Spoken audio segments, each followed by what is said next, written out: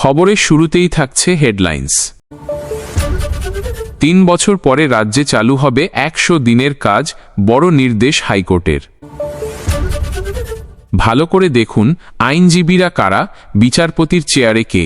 OBC নিয়ে বিস্ফোরক কুণাল। রানাঘাট থেকে শিয়ালদহ পর্যন্ত ছুটবে এসি লোকাল, কোথায় কোথায় স্টপেজ। লাগাতার বিতর্কের জেরে কোণঠাসা কেষ্ট, ফের পিছিয়ে গেল দুবরাজপুরে অনুব্রতর মহামিছিল।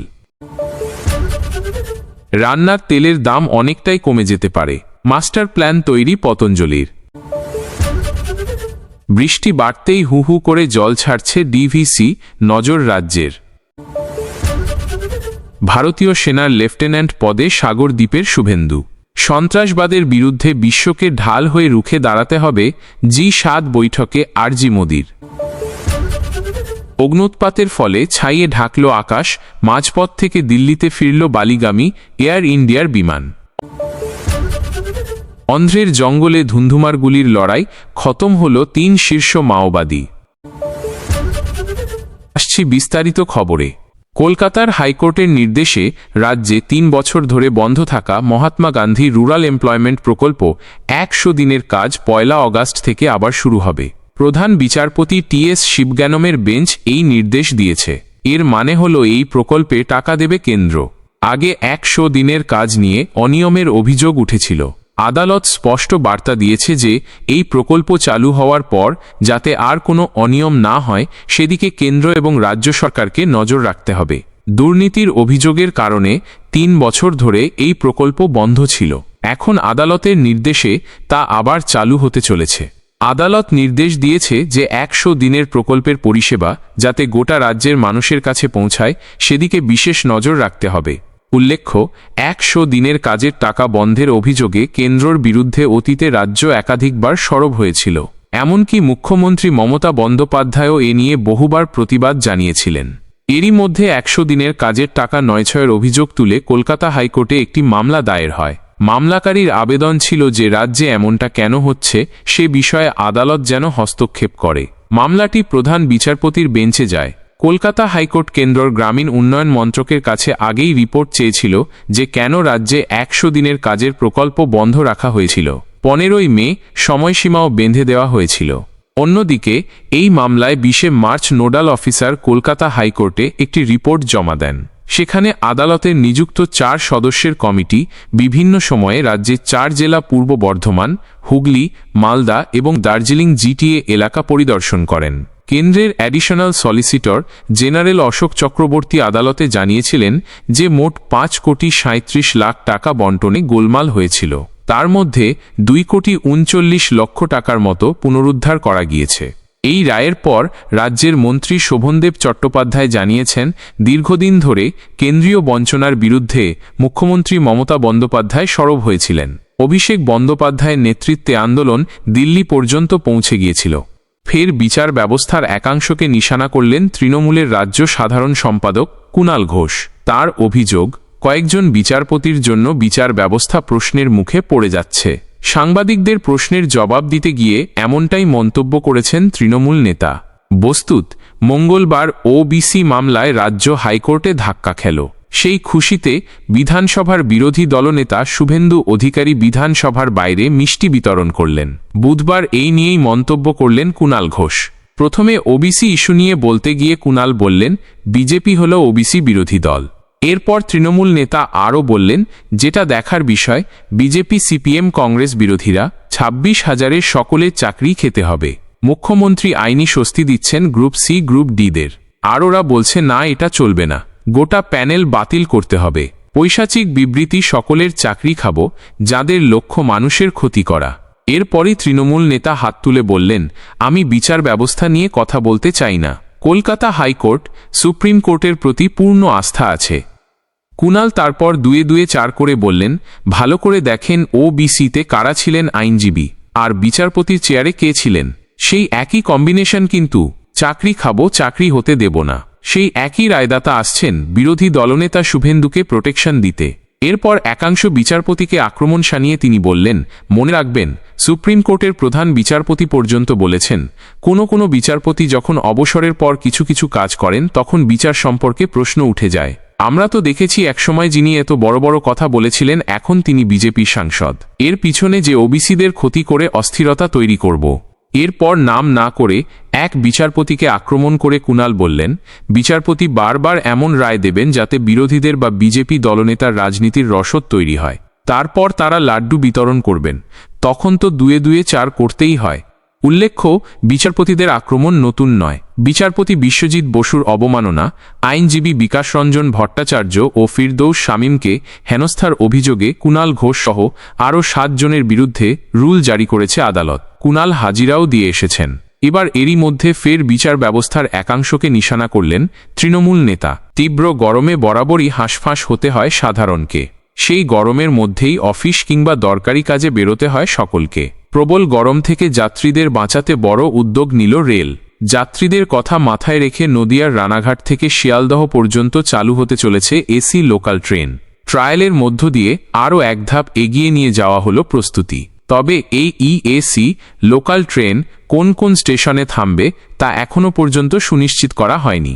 সূত্রের খবর, আগামী কয়েকদিনের মধ্যেই সম্পূর্ণভাবে চালু হয়ে যাবে এসি ট্রেন। নিত্যযাত্রীদের দাবি, তীব্র গরমে খুবই কষ্ট হয় যাতায়াতের জন্য, আর সেইখানে ট্রেনে যাওয়া আসা যথেষ্টই অস্বস্তির মধ্যে পড়তে হয়। এই ট্রেন চালু হলে আর সেই অস্বস্তি থাকবে না। স্বস্তিতেই রানাঘাট থেকে শিয়ালদহ পর্যন্ত যেতে পারবে নিত্যযাত্রীরা। উল্লেখ্য, রেল আগেই জানিয়েছিল শিয়ালদহ থেকে এসি লোকাল চালু হবে। আপাতত 12 কোচের 2টি রেক দেওয়া হচ্ছে। এই লোকাল ট্রেনের ধরন হবে অনেকটা মেট্রোর মতো। স্টেশনগুলিতে পৌঁছানোর পরেই খোলা হবে দরজা এবং প্ল্যাটফর্ম থেকে ট্রেন ছাড়লে ফের বন্ধ হয়ে যাবে সেটি। গেটের সামনে দাঁড়িয়ে যাত্রীদের যাতে কোনো দুর্ঘটনা না ঘটে সেই কারণেই এই উদ্যোগ রেলের। সংশ্লিষ্ট দরজার নিয়ন্ত্রণ থাকবে ড্রাইভার গার্ডের কাছে। তারাই ট্রেনের বগিগুলির দরজা পরিচালনা করবে। ভোজ্য তেলের দাম কমাতে এবার মাস্টার প্ল্যান পতঞ্জলির। মালয়েশিয়ার সরকারি সংস্থা সাউথ কিনাবালু গ্রুপ এখনও পর্যন্ত পতঞ্জলি গ্রুপকে 15 লক্ষ পাম গাছের বীজ দিয়েছে বলে জানা যাচ্ছে। মালয়েশিয়ার এই সরকারি সংস্থা পতঞ্জলি গ্রুপের সঙ্গে 5 বছরের চুক্তিও স্বাক্ষর করেছে। এই সময়কালে পতঞ্জলির হাতে আসবে মোট 40 লক্ষ পাম বীজ। সাম্প্রতিককালে ভারতীয় দেশীয়ভাবে পাম তেল উৎপাদনের ওপর অনেকটাই জোর দেওয়া হচ্ছে। এমত অবস্থায় মালয়েশিয়ার সঙ্গে এই চুক্তি ভারতের জন্য সহায়ক ভূমিকা নিতে চলেছে বলে মনে করা হচ্ছে। চুক্তিটি স্বাক্ষর করেছে সাউথ কিনাবালু গ্রুপের বীজ সহায়ক সংস্থা। এই সংস্থা প্রতি বছর 1 কোটি পাম বীজ তৈরি করে বলে খবর। এই গ্রুপের সিড ইউনিটের জেনারেল ম্যানেজার ডহ জুরাইনি বলেন, আমরা 40 লক্ষ বীজ সরবরাহের জন্য পতঞ্জলি গ্রুপের সাথে 5 বছরের চুক্তি স্বাক্ষর করেছি। আমরা এখন পর্যন্ত 15 লক্ষ বীজ দিয়েছি। শুধু বীজ দেওয়াই নয়, গাছের দেখভাল, উৎপাদন সহ যাবতীয় বিষয়ে পরামর্শ দেবে এই সংস্থা। একই সঙ্গে বীজের মানেরও পর্যবেক্ষণ চলবে। তথ্য বলছে 2030 সালের মধ্যে 28 লক্ষ টন পাম তেল তৈরির লক্ষ্যমাত্রা নেওয়া হয়েছে সরকারের তরফে। একই সঙ্গে এও জানা যাচ্ছে পতঞ্জলি গ্রুপ উত্তর পূর্ব ভারতে একটি পাম তেল মিল তৈরির পরিকল্পনা করেছে। 2026 সালের মধ্যেই কাজ শুরু হওয়ার কথা। বর্তমানে ভারতে প্রায় 3,69,000 হেক্টর পাম চাষের উপযুক্ত জমি রয়েছে, যার মধ্যে প্রায় 1,80,000 হেক্টর জমি পাম চাষের জন্য প্রস্তুত। তথ্য বলছে চাষের এলাকা আরও বাড়ছে। সিডিএস পরীক্ষায় উত্তীর্ণ হওয়ার পর IMA-তে কঠিন ট্রেনিং, সেই সব পেরিয়ে ভারতীয় সেনার লেফটেন্যান্ট পদে নিযুক্ত হলেন সাগরদ্বীপের শুভেন্দু মাইতি 24। তার এই সাফল্যই এখন সাগরের সকল যুবকের কাছে অনুপ্রেরণা। দেশের জন্য কিছু করে দেখানোর আশা দেখছেন তারাও। সাগর বিধানসভার হরিণবাড়ির বাসিন্দা শুভেন্দু মাইতি। তার বাবা দেবাশিস মাইতি ভারতীয় সেনায় সুবেদার হিসেবে অবসর নিয়েছেন। যদিও বাবার পোস্টিংয়ের কারণে শুভেন্দুও ছোটবেলা থেকেই বাইরেই থেকেছে। তবে জন্মসূত্রে সাগরদ্বীপের ছেলে হওয়ায় তার এই সাফল্যে খুশি হরিণবাড়ির মানুষজন। বিশেষত মাত্র 24 বছর বয়সে ভারতীয় সেনার লেফটেন্যান্ট হওয়া চারটিখানি ব্যাপার নয়। তাই এই যুবক সাগরের তরুণ প্রজন্মের কাছে অনুপ্রেরণা হয়ে উঠল।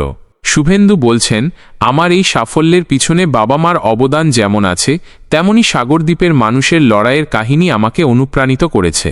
আমি শুনেছি এখান থেকে খুব কম মানুষই সমাজের বড় মাপের কিছু করে দেখানোর সুযোগ পান। তাই আমার এই সাফল্যে সাগরদ্বীপের তরুণ প্রজন্ম যদি অনুপ্রাণিত হয় তাহলে খুবই খুশি হব। শুভেন্দুর বাবা সেনার অবসরপ্রাপ্ত সুবেদার দেবাশিস মাইতি বললেন, ছেলের সাফল্যে বাবা হিসেবে তো খুশি বটেই, তবে আমি চাই আমার ছেলেকে দেখে সাগরের আরও অনেক ছেলেমেয়ে দেশ সেবার কাজে এগিয়ে আসুক। প্রত্যেক বাবা মার উচিত তাদের অন্তত একজন সন্তানকে সেনাবাহিনীতে পাঠানো, কারণ দেশ সুরক্ষিত থাকলে আমরা সুরক্ষিত থাকব। শুভেন্দুর মা সুষমা মাইতি বললেন, আমার ছেলের সাফল্যে আমাদের পরিবারের সকলের অবদান রয়েছে। শুভেন্দু দেশ সেবার কাজকে ছোটবেলা থেকে প্রাধান্য দিত। ওর স্বপ্ন ছিল বড় হয়ে সেনায় যোগ দেবে। সাগরদ্বীপবাসী যেভাবে আমাদের পরিবারকে অভিনন্দন জানিয়েছে তার জন্য আমরা সত্যিই কৃতজ্ঞ। প্রধানমন্ত্রী নরেন্দ্র মোদী কানাডার কানানাশকিসে জি7 বৈঠক শেষে সন্ত্রাসবাদের বিরুদ্ধে রুখে দাঁড়ানোর বার্তা দিয়েছেন। এই বৈঠকে অংশ নিয়ে তিনি বিশ্বের তাবড় রাষ্ট্রনেতাদের কাছে আর্জি জানিয়েছেন, সন্ত্রাসবাদী কার্যকলাপের বিরুদ্ধে বিশ্বকে ঢাল হয়ে দাঁড়াতে হবে। এর সঙ্গেই যারা এই সন্ত্রাসকে মদত যোগাচ্ছে এবং পুষ্ট করছে তাদের বিরুদ্ধেও কড়া পদক্ষেপ করতে হবে দুনিয়াকে। জি7 বৈঠকের ফাঁকেই তার সঙ্গে প্রেসিডেন্ট ট্রাম্পের বৈঠকের কথা ছিল, কিন্তু আমেরিকার প্রেসিডেন্ট বৈঠক শেষের আগেই তড়িঘড়ি ওয়াশিংটনে ফিরে গেলেন, তাই এই বৈঠক হয়ে উঠল না। বিদেশ মন্ত্রক জানিয়েছে ভারতীয় সময় 18 জুন ফোনে প্রেসিডেন্ট ট্রাম্পের সঙ্গে প্রধানমন্ত্রী মোদির কথা হয়েছে। কানাডায় জি7 বৈঠকে প্রধানমন্ত্রীর বক্তৃতায় উঠে আসলো সন্ত্রাসবাদ প্রসঙ্গ। তিনি জঙ্গিবাদী কার্যকলাপে মদত যোগানো দেশগুলিকে দায়ী করার ওপর জোর দিয়েছেন। পাকিস্তানের নাম উল্লেখ না করে প্রধানমন্ত্রী বললেন, বিশ্বের শান্তি এবং সমৃদ্ধির জন্য আমাদের চিন্তাভাবনা এবং নীতিগুলিকে পরিষ্কার করতে হবে। কোনো দেশ সন্ত্রাসবাদকে সমর্থন জানালে তাকে এর দাম দিতে হবে। একদিকে আমরা আমাদের পছন্দ অনুযায়ী দ্রুত সব রকমের নিষেধাজ্ঞা জারি করছি, অন্যদিকে অন্য যে দেশগুলি প্রকাশ্যে সন্ত্রাসবাদকে সমর্থন জানাচ্ছে তাদের পুরস্কৃত করা হচ্ছে। এই সফর প্রসঙ্গে বিদেশ মন্ত্রকের মুখপাত্র রণধীর জয়সওয়াল এক্স হ্যান্ডেলে পোস্ট করেছেন। তিনি জানিয়েছেন, প্রধানমন্ত্রী সন্ত্রাসবাদের বিরুদ্ধে ভারতের অবস্থানের কথা আবারও তুলে ধরেছেন। বিশ্বের রাষ্ট্রনেতারা পহেলগাঁওয়ের নৃশংস হত্যাকাণ্ডের নিন্দা করেছেন, তাদের তিনি কৃতজ্ঞতা জানিয়েছেন। সন্ত্রাসবাদের বিরুদ্ধে বিশ্বকে ঢাল হয়ে দাঁড়াতে হবে আর্জি জানিয়েছেন তিনি। পাশাপাশি যারা সন্ত্রাসবাদকে সমর্থন করছে, মদত যোগাচ্ছে, তাদের বিরুদ্ধে কড়া ব্যবস্থা নেওয়ার ওপর জোর দিয়েছেন। গত 22 এপ্রিল জম্মু কাশ্মীরের অনন্তনাগ জেলার পহেলগাঁওয়ের বৈশরণ উপত্যকায় পর্যটকদের লক্ষ্য করে নির্বিচারে গুলি চালালো জঙ্গিরা। মৃত্যু হল 26 জনের, তাদের মধ্যে 25 জন ভারতীয় এবং একজন নেপালের নাগরিক। এরপর 6 মে রাতে পাকিস্তানের বিরুদ্ধে অপারেশন সিঁদুর করল ভারত। গত এক দশকে এই প্রথম কানাডা সফরে গেলেন ভারতের প্রধানমন্ত্রী। এছাড়া কানাডায় জাস্টিন ট্রুডোর পর মার্ক কার্নে প্রধানমন্ত্রী হওয়ার পরেও প্রথমবার কানাডায় গেলেন তিনি। বিমানবন্দরের কাছে আগ্নেয়গিরি থেকে অগ্ন্যুৎপাত শুরু হয়েছে। যাত্রীদের নিরাপত্তার কথা মাথায় রেখে বুধবার মাঝপথ থেকে দিল্লি বিমানবন্দরে ফেরানো হল বালিগামী এয়ার ইন্ডিয়ার AI-2145 বিমান। এয়ার ইন্ডিয়ার তরফে জানানো হয়েছে, নিরাপদে দিল্লি বিমানবন্দরে বিমানটি অবতরণ করেছে। যাত্রীরা সুরক্ষিত রয়েছেন। সেই সঙ্গে যাত্রীদের থাকার জন্য প্রয়োজনীয় হোটেলের ব্যবস্থা করে দেওয়া হয়েছে বিমান কর্তৃপক্ষের তরফে। একই সঙ্গে যাত্রীদের টিকিটের সম্পূর্ণ টাকাও ফিরিয়ে দেওয়া হবে বলে জানিয়েছে এয়ার ইন্ডিয়া। মঙ্গলবার ইন্দোনেশিয়ার বালি আন্তর্জাতিক বিমানবন্দরের পূর্বে পর্যটন দ্বীপ ফ্লোরেসে অবস্থিত 1703 মিটার 5587 ফুট উঁচু দুটি শিখরযুক্ত আগ্নেয়গিরি মাউন্ট লেওটবি লাকি লাকি থেকে অগ্ন্যুৎপাত শুরু হয়। এর জেরে দ্বীপপুঞ্জে সতর্কতা জারি করা হয় প্রশাসনের তরফে। অগ্ন্যুৎপাতের পর আকাশে প্রায় 10 কিলোমিটার উপর পর্যন্ত উড়তে থাকল ছাই। যাত্রীদের সুরক্ষার কথা মাথায় রেখে শুধু দিল্লি বালি এয়ার ইন্ডিয়া বিমানই নয়, বুধবার বালি বিমানবন্দর থেকে বাতিল করা হয়েছে কমপক্ষে 2 জন বিমান। বালি বিমানবন্দরের অফিসিয়াল ওয়েবসাইটে বাতিল হওয়া বিমানের তথ্য দেওয়া হয়েছে। সেই তথ্য অনুযায়ী আগ্নেয়গিরির অগ্ন্যুৎপাতের জন্য বাতিল করা হয়েছে অস্ট্রেলিয়ার জেটস্টার এবং ভার্জিন বিমান, এয়ার ইন্ডিয়া, এয়ার নিউজিল্যান্ড, সিঙ্গাপুরের টাইগার এয়ার এবং চীনের জুনিয়াও এয়ারলাইন্সের বিমান। সেদেশের বিপর্যয় মোকাবিলা সংস্থা জানিয়েছে, মঙ্গলবার গভীর রাতে লেওটবি লাকি লাকির আশেপাশের বেশ কয়েকটি গ্রাম আগ্নেয়গিরির ছায়ে ঢেকে গিয়েছে। ফলে একটি গ্রামের বাসিন্দাদের অন্যত্র সরিয়ে নিয়ে যাওয়া হয়েছে। তবে অগ্ন্যুৎপাতের ঘটনায় এখনও পর্যন্ত ক্ষয়ক্ষতি বা হতাহতের কোনো খবর পাওয়া যায়নি। এর পিছিয়ে গেল দুবরাজপুরে অনুব্রত মণ্ডলের মহামিছিল। জানা গিয়েছে আগামী 22 জুন মিছিল হচ্ছে না, কিন্তু কেন? নানা মহলে নানা মতো শোনা যাচ্ছে। উঠে আসছে দুটি কারণ। একাংশের দাবি অনুব্রত অসুস্থ, তাই এই মুহূর্তে মহামিছিল সম্ভব নয়। অন্যদের দাবি কোর কমিটির অনুমতি মেলেনি, সেই কারণেই বাধ্য হয়ে পিছিয়ে দিতে হয়েছে মিছিল। ওয়াকিবহাল মহলের কথায় লাগাতার বিতর্কের জেরেই ক্রমশ নিজের গড় বীরভূমেই কোণঠাসা হয়ে পড়ছেন অনুব্রত মণ্ডল। তিহার থেকে বীরভূমে ফিরেই ফের দলের দায়িত্ব বুঝে নেওয়ার চেষ্টা অনুব্রত মণ্ডল। তবে দল বারবার বুঝিয়ে দিয়েছে একাধিপত্য চলবে না, মিলেমিশে দলের কাজ করতে হবে।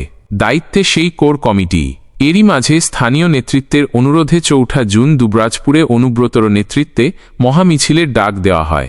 পরবর্তীতে ঈদের কারণে পিছিয়ে দেওয়া হলো মিছিল।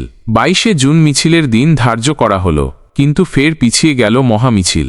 কোর কমিটির সদস্য সুদীপ্ত ঘোষ জানালেন, দুবরাজপুর ও খয়রাশোল নেতৃত্বকে জানানো হয়েছে যে আপাতত মিছিল হচ্ছে না। প্রাথমিকভাবে কারণ হিসেবে জানা গেল অনুব্রত অসুস্থ, তাই এই মুহূর্তে মিছিল সম্ভব নয়। দুবরাজপুর ব্লক পরিচালন সমিতির কনভেনার রফিউল খান বললেন, আমার কাছেও জেলা থেকে নির্দেশ এসেছে আপাতত মিছিল না করার জন্য। শোনা যাচ্ছে এই মিছিলে কোর কমিটি অনুমতি দেয়নি, তা সত্ত্বেও মিছিলের আয়োজন চলছিল। তবে পরিস্থিতি বিবেচনা করে শেষ মুহূর্তে অনুমতির কারণেই কর্মসূচি বাতিলের সিদ্ধান্ত নিয়েছেন কেষ্ট। ওয়াকিবহাল মহলের ধারণা, আইসি কাণ্ডে যেভাবে বিতর্কে জড়িয়েছেন তাতে এই মুহূর্তে নতুন করে বিতর্কে জড়াতে পারে এমন কোনো পদক্ষেপ করতে চাইছেন না অনুব্রত। মৌসুমি অক্ষরেখা এবং নিম্নচাপের জোড়াফলায় বঙ্গে ভারী থেকে অতি ভারী বৃষ্টির পূর্বাভাস জারি করেছে আলিপুর আবহাওয়া দপ্তর। গত দুদিন ধরে দামোদর উপত্যকায় বিক্ষিপ্তভাবে মাঝারি থেকে ভারী বৃষ্টি চলছে। তার জেরে জল ছাড়তে শুরু করল Damodar valley corporation DVC. Maithon ও পাঞ্চেত জলাধার থেকে মোট 35,000 কিউসেক জল ছাড়া শুরু হলো বলে খবর। জল ছাড়ার খবরে দুশ্চিন্তা বেড়েছে নিম্ন দামোদর উপত্যকার বাসিন্দাদের। আগামী দিনে আরও বৃষ্টি হলে কত পরিমাণ জল ছাড়া হবে সেই প্রশ্নও উঠেছে। বাঁধ থেকে জল ছাড়ার কারণ, গত দুদিন ধরে দামোদর উপত্যকা অঞ্চলে বৃষ্টি চলছে। বিহার ও ঝাড়খণ্ডেও বৃষ্টি হচ্ছে। ঝাড়খণ্ডের তেনুঘাট ও তিলিয়া বাঁধ থেকে জল ছাড়া শুরু হয়েছে। সেই জল এসে জমা হচ্ছে মাইথন ও পাঞ্চেতে, ফলে এই দুই বাঁধেও জলের পরিমাণ বাড়ছে। সে কারণেই এই দুই বাঁধ থেকে জল ছাড়া শুরু হয়েছে বলে দাবি করেছে ডিভিসি কর্তৃপক্ষ। বরাকর উপত্যকায় মঙ্গলবার রাতে বৃষ্টি হয়েছে 20 মিলিমিটার। আজও বুধবার বৃষ্টি চলছে পূর্ব বর্ধমানের বিস্তীর্ণ অঞ্চলে। আজ ও আগামীকাল ভারী বৃষ্টির আগাম সতর্কতার কথাও জানানো হয়েছে দক্ষিণবঙ্গে। বৃষ্টি বাড়লে পরিস্থিতি কী হতে পারে সেই চর্চা শুরু হয়েছে। বন্যার আশঙ্কা ও অতীত অভিযোগ। ফি বছর ডিভিসির ছাড়া জলে নিম্ন দামোদর উপত্যকায় বন্যা দেখা যায় বলে অভিযোগ। মুখ্যমন্ত্রী মমতা বন্দ্যোপাধ্যায় বহুবার অভিযোগ করেছেন রাজ্যকে না জানিয়ে ডিভিসি জল ছেড়ে দেয়। পূর্ব বর্ধমান, হাওড়া, হুগলির বিস্তীর্ণ অঞ্চল প্লাবিত হয়। ঘাটালেও বন্যা হয়। গতবারও সেই ভয়াল ছবি দেখা গিয়েছে। বিস্তীর্ণ এলাকার চাষের জমি, পুকুর, বাড়ি জলের তলায় চলে যায়। সবকিছু হারিয়ে বন্যা দুর্গতদের দিনের পর দিন ত্রাণ শিবিরে থাকতে হয় বলে অভিযোগ। প্রচুর টাকার ক্ষয়ক্ষতি হয়। কেন্দ্রীয় সরকার কেন পলি তুলে জলাধার সংস্কার করছে না সেই প্রশ্নও মুখ্যমন্ত্রী একাধিকবার তুলেছেন। রাজ্যকে না জানিয়ে জল ছাড়ার অভিযোগ ডিভিসি প্রথম দিকে মানতে চায়নি, যদিও পরে ডিভিসি জানায় এরপর থেকে রাজ্যকে জানিয়েও জল ছাড়া হবে। মাওবাদী মুক্ত ভারতের লক্ষ্যে ফের বড় সাফল্য। অন্ধ্রপ্রদেশ ও ওড়িশার বর্ডার এলাকায় নিরাপত্তা বাহিনীর অভিযানে খতম হল 3 শীর্ষ মাওবাদী নেতা। বুধবার সকালে এই তথ্য প্রকাশ্যে এনেছে অন্ধ্রপ্রদেশ পুলিশ। আল্লুরি সীতারামা রাজু জেলার মাত্র 25 মিনিটের অভিযানে এই সাফল্য পেল যৌথ বাহিনী। এই ঘটনায় মৃত্যু হয়েছে মাওবাদীদের AOBSZCর স্পেশাল জোনাল কমিটির সেক্রেটারি গজারলা রবি ওরফে উদয়, ইস্টার্ন বিভাগের সেক্রেটারি বড়ি ভেঙ্কা চৈতন্য ওরফে অরুণা এবং মাওবাদী নেত্রী অঞ্জু। অভিযানের বিস্তারিত। পুলিশের তরফে জানানো হয়েছে, গোপন সূত্রে খবর পেয়ে মারেদুমিল্লি জঙ্গল এলাকায় অভিযানে নামল যৌথ নিরাপত্তা বাহিনী। খবর ছিল ওই এলাকায় লুকিয়ে রয়েছে 16 জন মাওবাদীর একটি দল। সেই মতো এলাকা ঘিরে শুরু হলো তল্লাশি। পিছু হটার জায়গা না পেয়ে রীতিমতো কোণঠাসা হয়ে নিরাপত্তা বাহিনীকে লক্ষ্য করে গুলি চালাতে শুরু করল মাওবাদীরা। পাল্টা জবাব দিল বাহিনীও। দীর্ঘক্ষণ দুপক্ষের গুলির লড়াই চলার পর অবশেষে মৃত্যু হল 3 মাও নেতার। ঘটনাস্থল থেকে উদ্ধার হয়েছে বিপুল পরিমাণ অস্ত্রশস্ত্র। নিহত মাওবাদীদের পরিচয়। পুলিশের তরফে জানা যাচ্ছে মৃত মাওবাদীদের মধ্যে উদয়ের বয়স 62 বছর। তেলেঙ্গানার বাসিন্দা এই মাওবাদী নেতা 1980-র দশকে মাওবাদীদের পিপলস ওয়ার গ্রুপে যোগ দেন।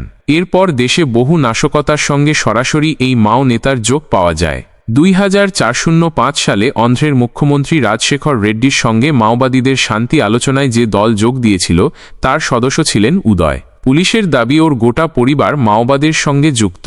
এর আগে উদয়ের দাদা আজাদ শালিকা এনকাউন্টারে নিহত হন। আত্মসমর্পণ করলেন তার ভাই। এছাড়া অরুণা নামের ওই মাওবাদী নেত্রী 25 বছর আগে সরাসরি মাওবাদের সঙ্গে যুক্ত হন। মাওবাদীদের কেন্দ্রীয় কমিটির নেতা চালাপতির স্ত্রী অরুণা। 2015 সালে এই চালাপতিকে নিকেশ করা হয়েছিল। 24 ঘণ্টার মধ্যেই আবেদনের সংখ্যা 16,000 ছাড়িয়ে গেল। নবম, দশম ও একাদশ দ্বাদশের শিক্ষক নিয়োগ প্রক্রিয়ায় গত 24 ঘণ্টায় জমা পড়ল 16,000-এরও বেশি আবেদন। এর মধ্যে নবম দশম স্তরে আবেদনের সংখ্যাই বেশি। সোমবার রাত 10:30 থেকে এসএসসি নিয়োগ প্রক্রিয়ার জন্য লিঙ্ক চালু করল। ওবিসি মামলার রায়ের কপি আপলোড হলেই বুধবার আইনজীবীদের সঙ্গে আলোচনায় বসবে এসএসসি। তবে আবেদন নেওয়ার ক্ষেত্রে কোনো বাধা নেই বলেই এসএসসির তরফে দাবি করা হচ্ছে। আবেদনের বিস্তারিত ও শিক্ষামন্ত্রীর বার্তা। সূত্রের খবর, প্রথম দিন খুবই ভালো সাড়া পাওয়া গিয়েছে। সোমবার বিকেলে বদলে রাতে পোর্টাল খুললেও মঙ্গলবার সকাল থেকে পোর্টালে কোনো সমস্যা হয়নি। এই পোর্টাল 14 জুলাই পর্যন্ত খোলা থাকবে। শিক্ষামন্ত্রী ব্রাত্য বসু গতকাল জানালেন, আমার কাছে যা খবর তাতে ইতিমধ্যে প্রচুর আবেদন জমা পড়েছে। যেসব যোগ্য চাকরিহারা শিক্ষক ফর্ম ফিল আপ করবেন না ও পরীক্ষা দেবেন না বলেছেন তাদের উদ্দেশ্যে ব্রাত্যর আর্জি, সুপ্রিম কোর্টের নির্দেশে এই পরীক্ষা হচ্ছে। আমি ওদের কাছে আবেদন করতে পারি, এই ধরনের কোনো হটকারী সিদ্ধান্ত না নিয়ে সুপ্রিম কোর্টের রায় মেনে আবেদন করুন। রাজ্য সরকার এবং এসএসসি আপনাদের সব রকম সাহায্য করবে।